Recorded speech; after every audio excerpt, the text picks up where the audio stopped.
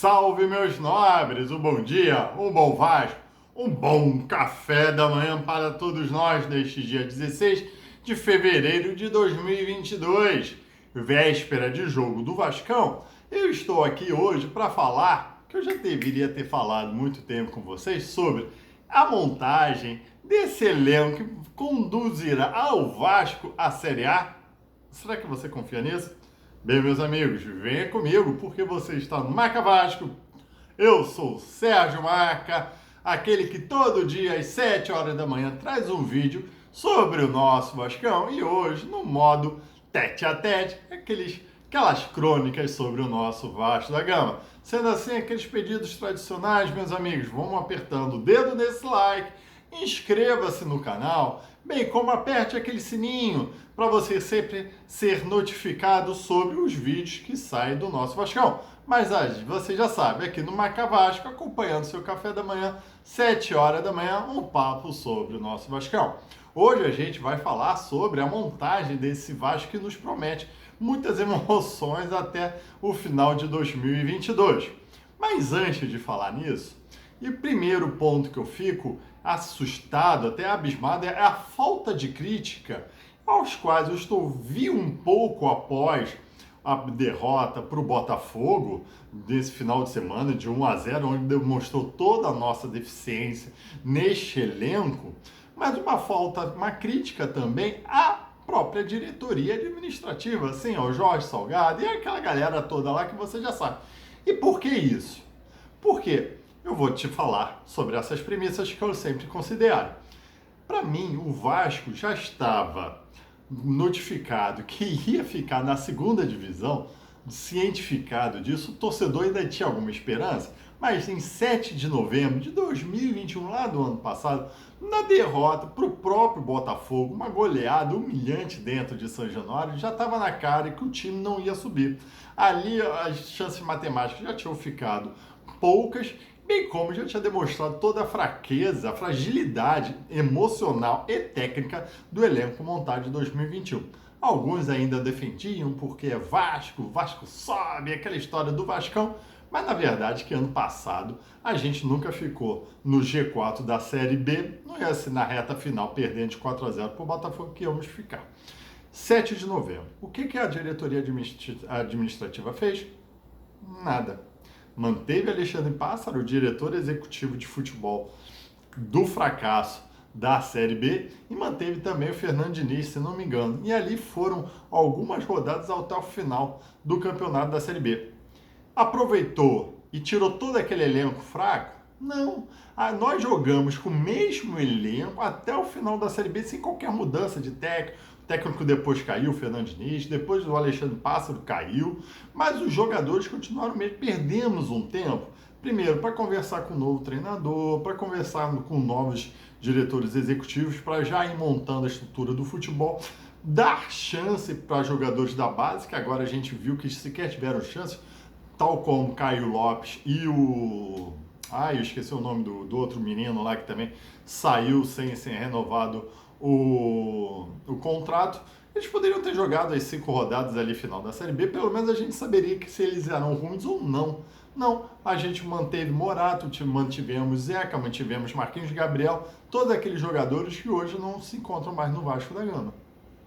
Ou seja, perdemos 7 de novembro até a apresentação do Zé Ricardo e do Carlos Brasil, todo esse tempo para nada, fizeram nada. Não sei se eles fizeram na austeridade economizar dinheiro ou não, mas uma grande falha que se perdeu muito tempo nessa história. Aí veio o Zé Ricardo, que eu já faço a crítica à comissão técnica, um técnico muito do mediano. Eu estou dando limite para ele até a 4ª rodada da Série B, que a gente vai ver esse Vasco aí desorganizado, ao meu ver, um Vasco espaçado, com jogadores um jogando numa ponta, um jogando na outra, completamente previsível, dependente do Nenê. Culpa dele só, um elenco fraco? Pode ser, mas ele também não demonstra nenhuma grande novidade técnica. E o Carlos Brasil, que é a primeira vez, ao meu ver, que está conduzindo o futebol profissional de algum grande clube. Discute-se até se ele foi tão bom assim nos juniores, embora teve uns bons resultados, Mas a gente viu, teoricamente, que todos aqueles jogadores com quem foi criado pelos Carlos Brasil foram vendidos a preço de banana, ou sequer foi renovado o contrato, tal como o Caio Lopes. Então, quer dizer, será que ele é tão bom assim para dizer? Vamos aguardar, né? Para ver. Mas então a gente já cria uma comissão técnica com um técnico mediano que nunca conquistou nada na carreira, com um diretor executivo que é o primeiro desafio dele como técnico profissional. Fora isso, ficou um bom tempo o Vasco discutindo que ia contratar um diretor, um CEO de futebol e chegou ao final, não contratou nada, tal como ano passado com Alexandre Pássaro. Carlos Brasil foi alavancado para essa posição magnânime aí de todo poderoso do futebol. Já fico preocupado com isso. E agora a gente vê um elenco. Pode-se falar que há uma nova visão de elenco. Ao invés de jogadores que em algum momento da carreira ganharam nome e se tornaram, tiveram algum certo nome e tudo mais, mas dessa vez nenhum dos grandes jogadores aí que veio, tirando talvez o Nenê, possa ter participado de algum time grande, internacional e tudo bem, mas todos são realmente muito medianos. Ninguém foi. Mas a história de refugos se mantém. Ano passado, extremamente refugos. Só que refugos de Red Bull Bragantino, América Mineira, Atlético Goianiense. E esse ano também manteve-se um pouco essa ideia de refugos do Red Bull Bragantino. São reservas do Fortaleza que apareceram agora por aí. Enfim, a ideia de que os jogadores não continuam, que eles não jogaram tão bem assim na última temporada, vem para o Vasco. Tirando um ou outro realmente desse novo time aí, que jogou bem, mas jogou bem no CSA, tal como o Thiago Rodrigues, jogou bem no Red Bull, tal do Edmar, o Anderson Conceição, que já falhou por 2 vezes em gols e até agora ninguém está falando nada. Se fosse o Ulisses, teriam metido pau. Beleza, meus amigos? E fora isso, a gente vê que realmente é um time muito limitado e as contratações estão vindo com essa ideia de não ter força, não ter experiência em time grande. E a gente não pode esperar muito desses jogadores. Eu vou dar um outro exemplo. Bruno Nazário. Você acha que ele está jogando bem ou você acha que ele está jogando mal? Ao meu ver, ele está entregando o que ele sempre entregou. Isso. Nada.